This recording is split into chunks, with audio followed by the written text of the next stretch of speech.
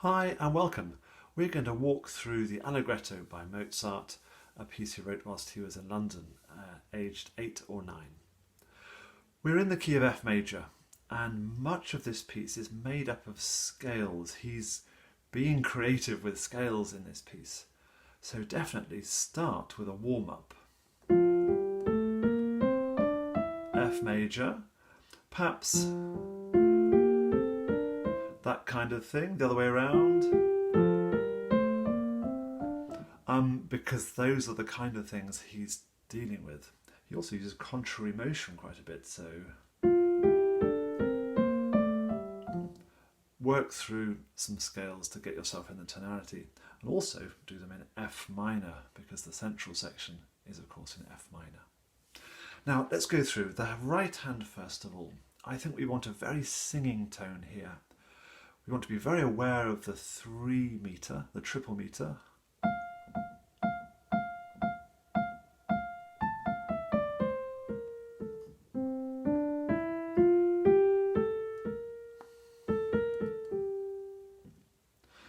With a slight lean at the beginning of the bar, a definite flow to it in a legato sense. Not too big a gap between the phrases. And did you notice in bar 8?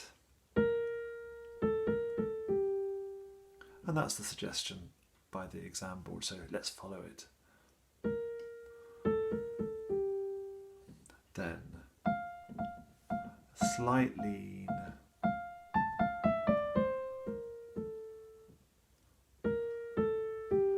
To cadence, the end of our first section. And the left hand, meanwhile, has got some scale figures, basically scales and little cadential figures.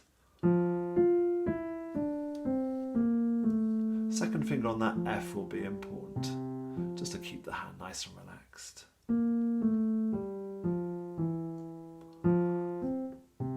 Yeah, I think those 2 notes, we can separate them just a little bit at the cadence. So really smooth, second finger again. Work our way up the scale. And I quite like that detached feel at the end there.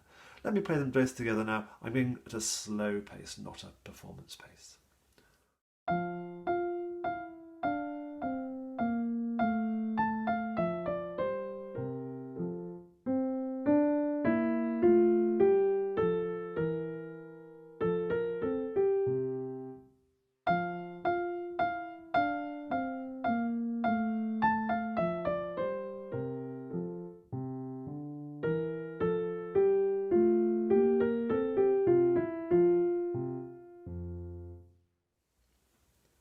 Then the middle section, he's moving, we've been in F major, nice cadence there in F major at the end. Now we're sort of moving with different chords heading towards the relative minor of D minor. Let's see how he gets there. I'll go both together, I think. So here a bit of contrary motion. And then he shakes it up by doing it the other way.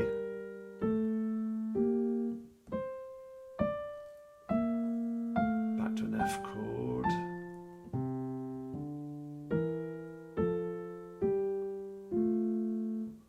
And the chord progression he's going through there I'll come back to in a moment or two for some sort of keyboard harmony exercises, but for now let's stick with Mozart's notes.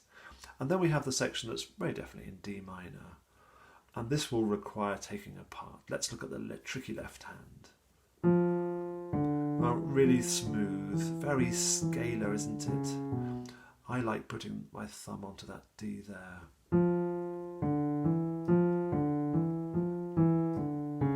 So I end up with the 4th finger on the A. And then that kind of feel at the cadence. And then we're back in. Let me go through that one more time.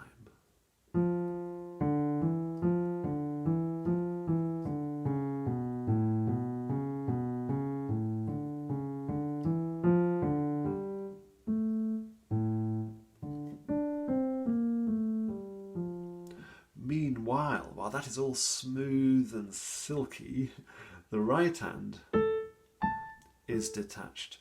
Now, there are staccato dots. I would caution against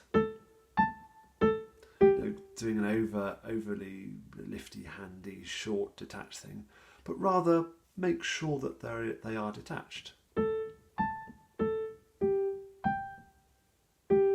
For me, that makes far more sense.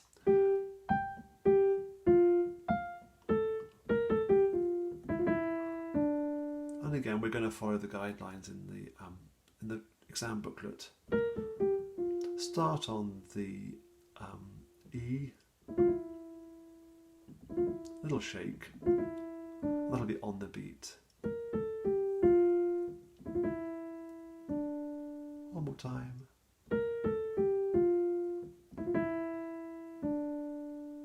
Let's put them together again nice and steadily.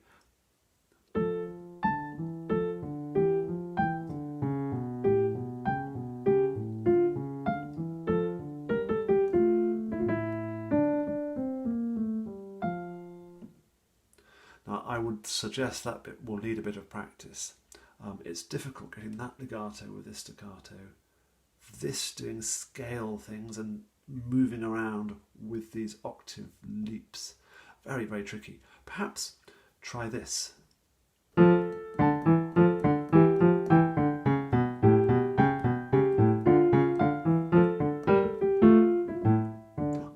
In other words, completely the wrong articulation. You could also try playing the left hand very loudly.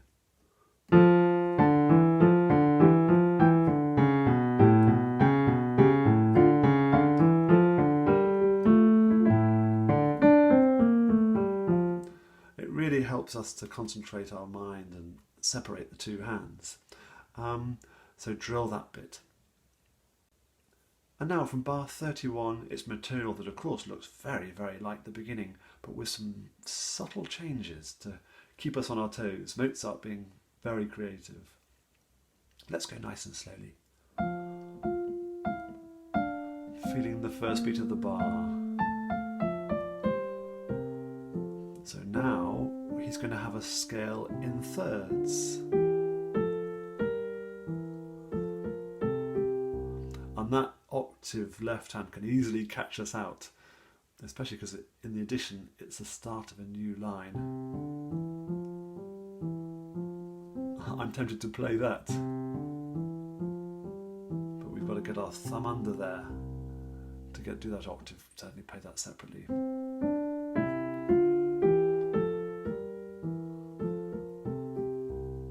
It carries on.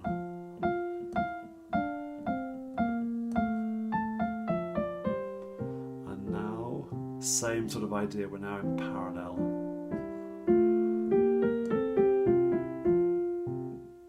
Perhaps a detached touch at the cadence.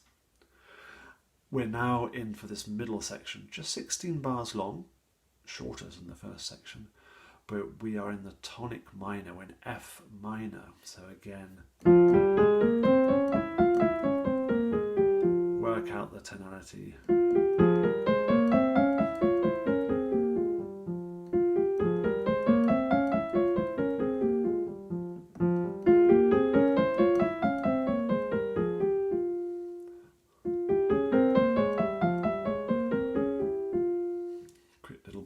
Of scales in different ways. Now let's look at the notes. Now we're going to have a look at the essential section in F minor, and it shows how clever Mozart was aged 8 or 9. Minor keys are always more difficult, I find, more difficult to think in, and he's got some lovely harmonies moving through here. Let's have a look what he does. It's quiet, isn't it? That D's on its own. Same idea. I noticed I use second and fourth finger on that minor third chord in the same way I did there. Oh, you don't have to, but I like the pattern element of it.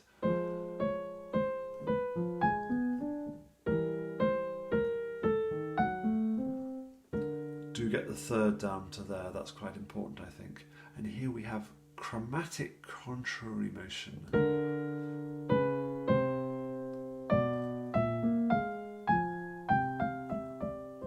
For all of that, keep singing that tune at the top. I wonder if you could sing it as you play the left hand. Da, da, da, da, da, da, da, da, da, da. And then when you come to play it,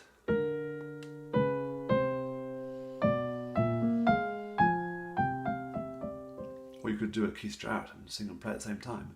Da, da, da, da, da, da, da, da, da. And my singing at the same time upset my fingering, didn't it? I noticed I did some weird fingering there. You get the idea. Let's move on.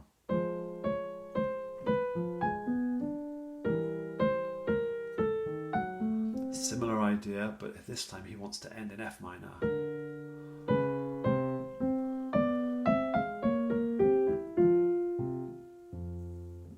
Nice smooth line in the left hand there. And I like the detached feel, as I've mentioned before, for the cadence.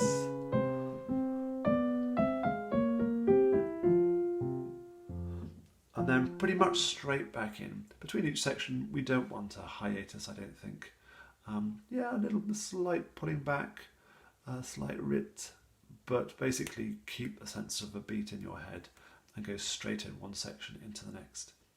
It may be that in an exam situation, the examiner stops you once you do the da capo, but there again, it's so short, he may not, but don't be worried if he does. Now, one of the harmonic progressions that Mozart makes good use of here is the interval of a fourth or fifth, depending on how you see it. A C takes us to F. Therefore, D will take us to G. E will take us to A. F takes us to B. G takes us to C, and so on. So a C dominant seventh chord takes us to F. A D takes us to G minor, because in F major it's G minor. And E takes us to A. F takes us to a B flat. A G takes us to a C. And an A takes us to a D. And an A takes us to a D minor, what I meant to do, because there's D minor in the key of F. And a B takes us to E minor. And then we're back to where we started. And Mozart uses this idea. So C goes to F. In parallel. So D goes to G. E goes to A minor. F goes to B flat. G goes to C. A goes to D. And B goes to E minor. He also does a C, a contrary motion version. You'll recognise this. D takes us to G. E takes us to A. F takes us to B flat. G takes us to C. A takes us to D. B takes us to E. If you can get your head around what I'm doing there, you're starting to get your head around what Mozart was doing a little bit in working out some of this piece, working through those progressions. It is a lovely piece, remarkable to think he wrote it aged 8 or 9 while his father was ill, presumably in bed, and stuck in London. And I hope you enjoy learning it. Any questions, do come back to me. Bye-bye for now.